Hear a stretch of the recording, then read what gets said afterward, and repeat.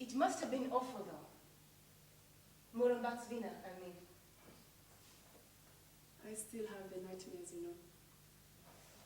Oh, and they want us to believe that everything that is wrong here is the fault of the West. But it was the Zimbabwean policemen and army who directed the bulldozers.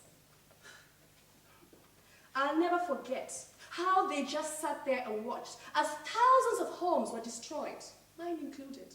And all those desperate people, screaming, pleading, standing in front of bulldozers, trying to protect what little they had. They probably bulldozed right through them. The police? They pushed them aside into the mud. And the government calls this Operation Drive Out Filth. Well, there is a lot of filth around, and they are responsible for creating most of it. Of course. The conditions you lived in at Potter Farm were an embarrassment, so close to Harare. So they hide you away in worse conditions at Hopley, out of sight.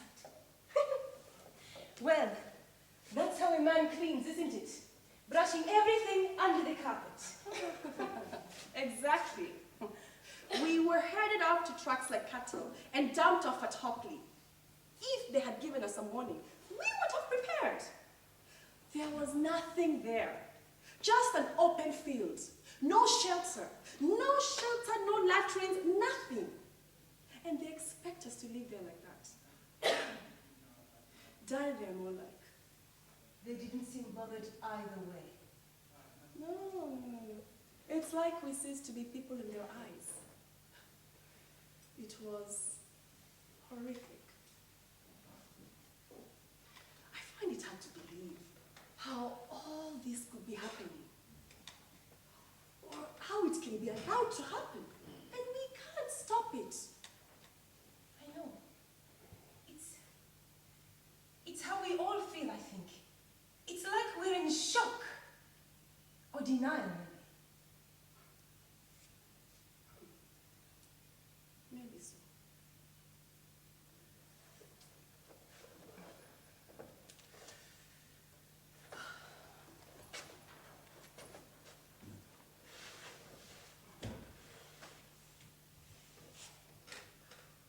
I had a stall in Harare, you know. I was making a living. Just. At least my kids were at school. That made me feel better knowing that they might find a way out. But since we were moved to Hopley, I can't even afford school fees. It's like the government doesn't want us on our feet. No.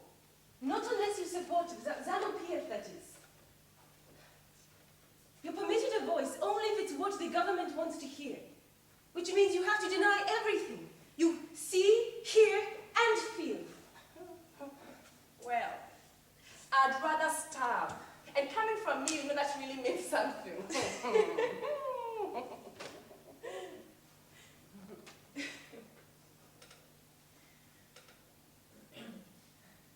The police, they threatened my old mother, you know, when they came to see me at Hopley.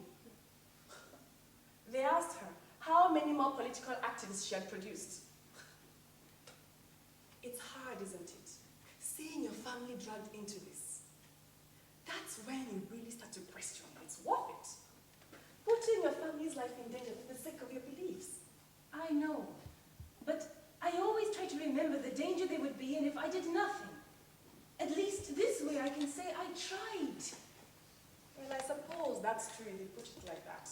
You know, it's incredible, isn't it, when you think about it? The lengths they go to try to stop us. I mean, we're talking about a government here, with an army and a police force at their disposal. And what do they use it for? To try to stop a bunch of helpless women from throwing roses. Why is it such a threat to them? Sometimes I feel, I don't know. Sometimes I feel that we must have more power than we know. Right. Then I should have told my mother that when there she had policemen surrounding her with batons and guns. Mama, don't worry. You have the power.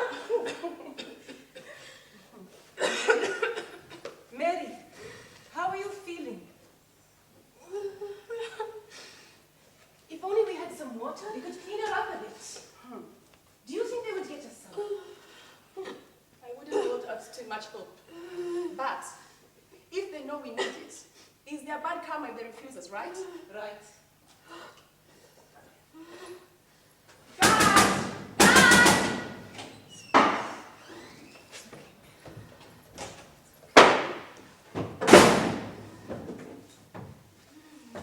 You again? I thought Zimbabwe was supposed to be starving. You don't look like you have any problem. We make do with what we're given. Show some respect to a lady. I think the respect should come from you, don't you? Now, what do you want? Our friend, she has lost her baby. You interrupt my food for that. We need water to clean her. Woman, are you joking with me? She has rights to medical care too. Right! Now you're joking.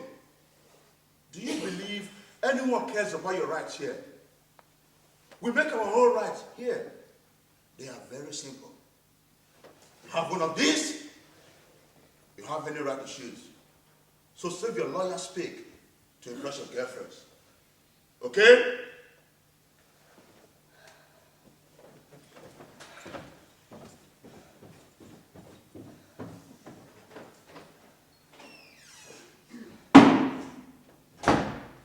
That could have gone better.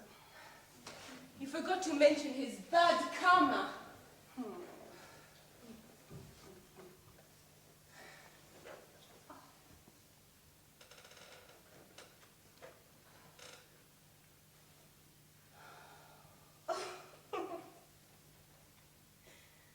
That's what that was. I thought I felt something pricking.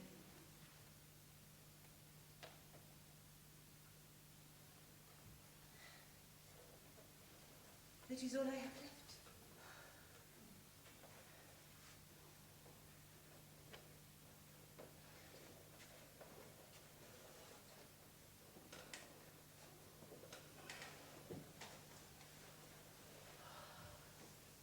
I sell flowers, you know. Funeral flowers at Grace. Grace? When I lost my store, I started selling funeral flowers at graveyard. I had to do something right. It's strange, isn't it? Making a living out of the dead. But it's a pretty secure way of earning around here. Not the type of life we imagined for ourselves. What about you, Constance? What do you do? For a living, you mean? Funny. The meaning of that now in Zimbabwe. How do I manage to survive, right? Well, believe it or not, I trained as a journalist. Oh my God. Not the best occupation for living. Not with the wrong views anyway. You said it. No. My career as a journalist was short, but eventful. I was arrested countless times. Harassed, beaten, just for doing my job. It was crazy.